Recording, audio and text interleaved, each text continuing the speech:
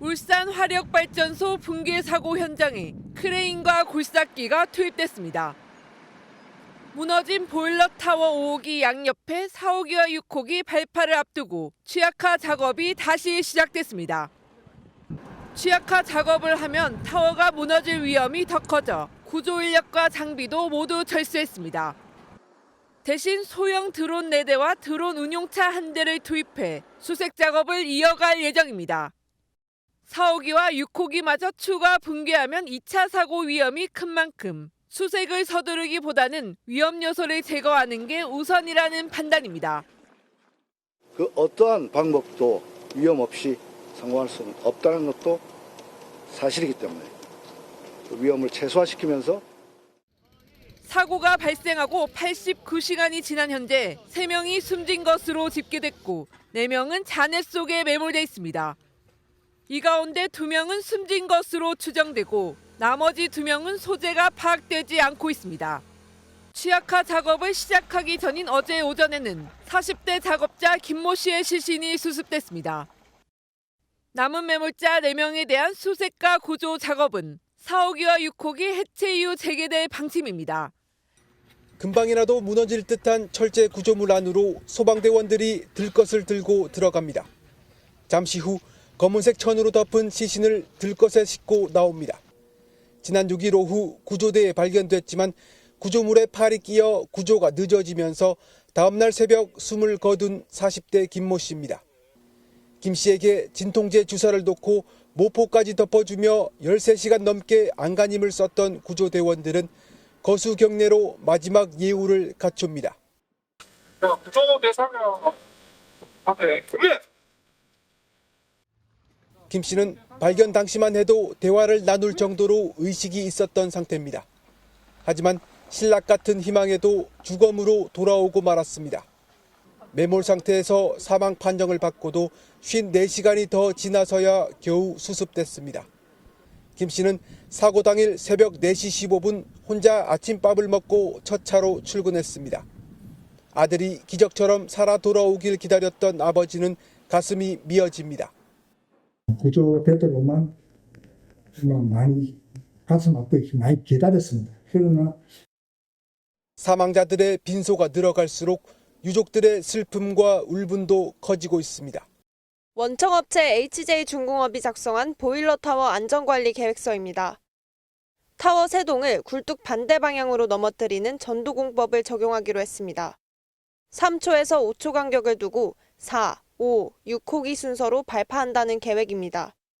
발파 전 기둥 4개 중 2개 면을 전도 방향으로 비스듬히 일부 잘라놓는 사전 취약화 계획도 포함되어 있습니다. 그런데 붕괴 당시 CCTV 영상에는 계획된 방향과 달리 타워기가 거의 수직으로 무너지는 모습이 담겼습니다. 전문가들은 취약화 계획 당시 기둥이 버틸 수 있는 하중 계산 오류 가능성을 제기합니다. 철골 구조라서 실제 발파를 하게 되면 잘 넘어지지가 않거든요. 아마 실제 그 계산했던 것보다도 더 많은 취약화가 돼서 이번 붕괴가 되지 않았나는 게. 이 문건을 하청업체가 현장에서 미흡하게 이행한 건 아닌지도 꼼꼼히 따져봐야 한다고 조언합니다. 하도급을 하는 과정에서의 안전에 대한 관리의 사각이나 혹은 또 관리에 대한 미흡이 있었는지 이런 것들을 들여다보는 게. 전담 수사팀을 꾸린 경찰은 이 문건을 만든 HJ중공업 관계자와 해체 업무를 진행한 하청업체 관계자들을 불러 조사할 방침입니다. 네, 저는 지금 울산 화력발전소 붕괴 사고 발생 지점 현장에 나와 있습니다. 지금 보일러 타워가 붕괴한 지 77시간이 지나고 있는데요. 아직 잔해 속에 작업자 4명이 매몰되어 있는 상태입니다. 2명은 사망 추정, 나머지 2명은 소재가 파악되지 않고 있는데요. 하지만 현재 구조 작업은 드론을 이용한 일부 작업만 진행되고 있을 뿐 인력을 통한 수색은 중단됐습니다. 지금 현장에는 드론 운용 인력 일부만 남겨 있고 구조대원들은 철수한 상황입니다. 아직 매몰된 작업자들이 있는데 구조대가 철수한 이유는 무엇입니까? 구조당국이 무너진 타워 5호기 양옆에 있는 4호기와 6호기의 발파와 해체 작업이 우선이라고 판단해서입니다. 4호기와 6호기마저 추가 붕괴할 경우 2차 사고 위험이 크기 때문인데요. 무너진 타워 5호기의 취약화 작업이 90% 수준이었는데도 붕괴가 일어난 만큼 취약화 작업이 100% 완료된 4호기 타워의 붕괴 가능성이 아주 크다고 판단한 겁니다. 네, 오늘 오전에 40대 시신 한 구가 수습됐다고 하던데 구조 작업은 언제 재개되겠습니까? 예, 앵커께서 말씀하신 대로 오늘 오전 11시 5분쯤이었습니다. 구조당국이 40대 남성 김모 씨의 시신을 수습했는데요. 김 씨는 사흘 전 붕괴 당일 생존 상태로 발견됐지만 팔이 끼어 있어 구조에 난항을 겪는 사이 결국 사망에 이르렀던 작업자입니다. 오늘 오전 발견 69시간 후에야 주검으로 잔해 속에서 나왔습니다. 소방은 오늘 오전 10시 김 씨 시신 수습만이라도 하기 위해서 한시적으로 수색을 재개했고 수습이 완료된 후 수색은 다시 중단됐습니다. 사람이 직접 작업자를 수색하는 작업은 언제 시작될지 현재는 알 수 없습니다. 조금 전 현장을 찾은 김영훈 고용노동부 장관도 수색을 서두르기보다는 위험 요소를 제거하는 게 우선이라고 정리했습니다. 그 어떠한 방법도 위험 없이 성공할 수는 없다는 것도 사실이기 때문에 그 위험을 최소화시키면서 타워 구조물 사이 빈 공간인 포켓에 실종자가 생존해 있을 가능성도 염두에 두고 당국은 구체적인 해체 작업을 결정하겠다고 밝혔습니다. 철골과 유리섬유가 가득 들어차 발 디딜 틈도 보이지 않습니다. 허리조차 펼 수 없는 좁은 구조물 사이를 소방대원들이 헤쳐 들어갑니다. 손에는 펜치와 호스 등 구조 장비가 들려 있습니다. 12차례 넘게 구조물 진입을 시도한 소방대원들은 철근을 자르고 땅바닥을 파내며 작업자들을 애타게 찾습니다. 중장비는 옆에 두고도 사용할 수 없습니다. 추가 붕괴 우려 때문입니다. 500명 넘는 구조대원이 투입돼 30시간 가까이 작업을 펼치고 있지만 무너진 구조물로 사방이 불안정한 상태라 진도는 더디기만 합니다. 붕괴 현장은 울산 앞바다와 맞닿아 있는데요. 밤이 되면 체감 온도가 5도 가까이 떨어져 매몰자와 구조대원 모두에게 힘든 시간이 될 수밖에 없습니다. 가까스로 찾아낸 매몰자에게 담요로 보온 조치를 시도했지만 차가운 날씨 탓에 끝내 목숨을 잃은 안타까운 소식도 전해졌습니다. 골든타임 안에 매몰자들의 위치를 파악하는 게 가장 큰 변수입니다. 시금을 제대로 못하는 상황이고 밤낮 일교차가 굉장히 큰 상황이기 때문에 72시간이 기준이라 하더라도 이거보다 좀 빨리 생존 한계에 이를 가능성도 있다. 소방당국은 열화상 카메라와 음향 탐지기 등 모든 장비를 적극 활용해 나머지 2명을 찾는 데 주력하고 있습니다. 푸른색 기둥이 떠받치는 보일러 타워 앞. 땅을 파거나 흙을 퍼내는 굴착기 4대의 움직임이 분주합니다.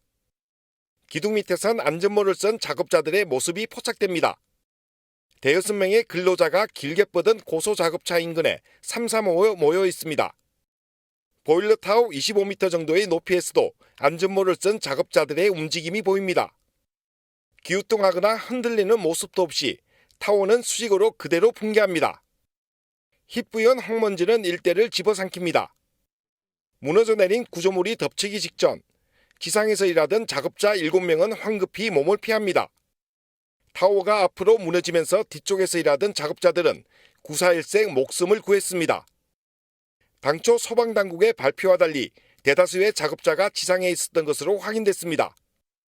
이 작업자들은 그 25m 정도에서 작업을 한 걸로 그래 파악이 되고 있습니다. 울산경찰청은 형사기동대를 중심으로 한 70명 규모의 전담 수사팀을 꾸리고 사고 원인과 과실 여부 등에 대한 수사에 착수했습니다. 네, 안타깝게도 아직 추가 구조 소식은 들려오지 않고 있습니다. 현재까지 매몰된 7명 가운데 5명이 발견됐는데요.